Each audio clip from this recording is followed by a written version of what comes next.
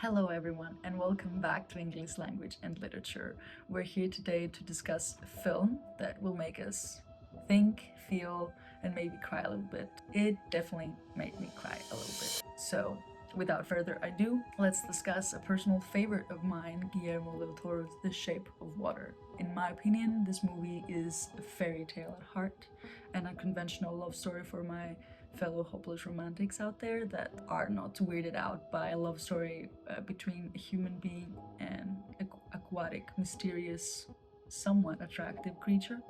But before we dive in, let me just say spoilers ahead very quickly. If you haven't watched The Shape of Water, you might want to watch it first, though I won't stop you for sticking around. Quick introduction of the film. The Shape of Water is a 2017 fantasy romance film directed by the incredible Guillermo del Toro. It holds the title for Best Picture of 2017, and it is set in the 1960s during the Cold War. It tells the story of Elisa Esposito, a mute cleaning lady who works in a high-security government laboratory. What could go wrong?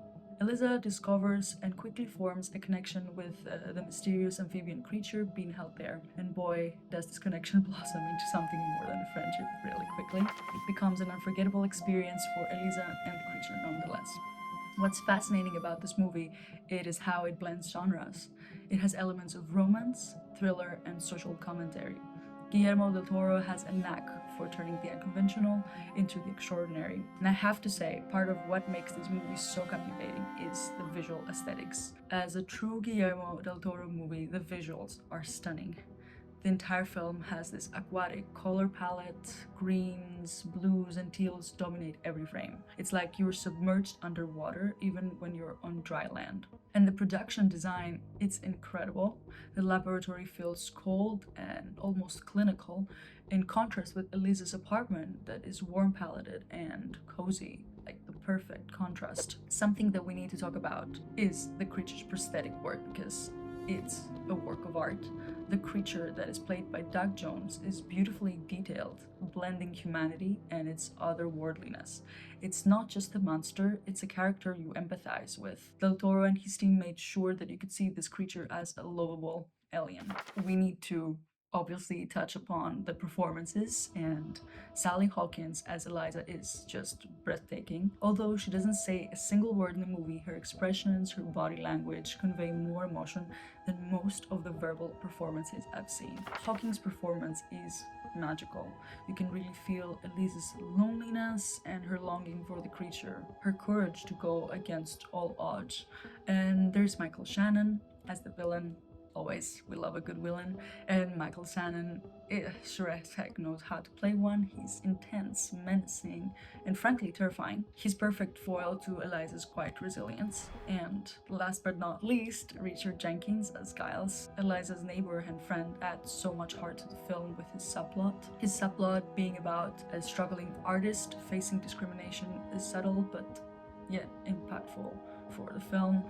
Octavia Spencer as Zelda. Oh my god, Eliza's colleague is another highlight. I love Octavia Spencer because she brings humor and warmth while also being the voice of reason as the friend of Eliza. She completely steals the show for me during her scenes. Beyond the performances, The Shape of Water is a deeply symbolic film. It's about the experience and the reaction of people towards the other. Every main character, Eliza, Giles, Zelda, and the creature, is an outsider in some ways. It is a story about acceptance, finding love and connection in unexpected places for sure, and maybe I feel like also every character is a bit incomplete, all desire something that they haven't really found yet, and I feel for Eliza and the creature, this is it. Eliza finds a person, well, to put it delicately, a creature that doesn't see her as a mute person, because when they meet, they just learn to communicate. They don't really know, like for them, they see each other as a whole. So I feel like this is really beautiful. And let's not forget the fear of the unknown that Strickland represents and how he deals with his hostile feelings for the creature. There's also, like, throughout the movie, a timeless fairy tale quality, like Beauty and the Beast, Eliza is the kind and well-composed princess, while the creature is the misunderstood beast with heart of gold. And there you have Michael Shannon. That is the evil heartthrob. That is, I guess, Gaston, who is actually the one who is the beast at heart, trying to destroy their love story. And according to Del Toro, this movie was also inspired by another movie he watched when he was 6 and thought it was a love story. So, The Creature of the Black Lagoon of 1954. I could definitely see maybe the inspiration for the creature there, yeah.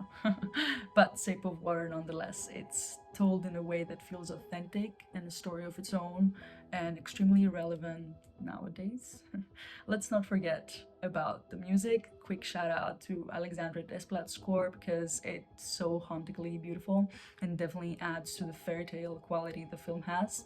It's whimsical yet melancholic and perfectly captures the mood of the film. Okay, so before I wrap up, let's do a quick rating on a scale of 1 to 10.